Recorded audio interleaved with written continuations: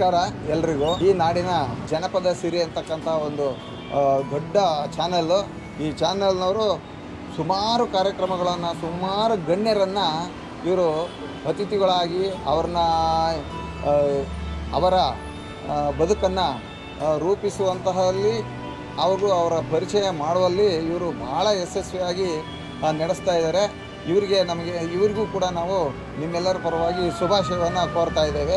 ಈಗ ಇವರು ಕೆಂಪೇಗೌಡರ ಬದುಕಿನ ಕುರಿತು ಒಂದು ಡಾಕ್ಯುಮೆಂಟ್ರಿಯನ್ನು ಮಾಡ್ತಾ ಇದ್ದಾರೆ. ಕಾರ್ಯಕ್ರಮ ಯಶಸ್ವಿಯಾಗಲೆಂದು ಶುಭಾಶಯ ಕೋರ್ತಾ ಇದ್ದಾರೆ. ಎಲ್ರಿಗೂ ನಮಸ್ಕಾರ. ರಣ ಕಲಿಯುವನು, ರಣ ಹುಲಿಯುವನು, ರಣ ಪಡೆಗಳಿಗೆ ಅಧಿಪತಿಯುವನು, ಯುಗ ಧರ್ಮೋದ್ಧಾರಕ ಕೆಂಪೇಗೌಡ.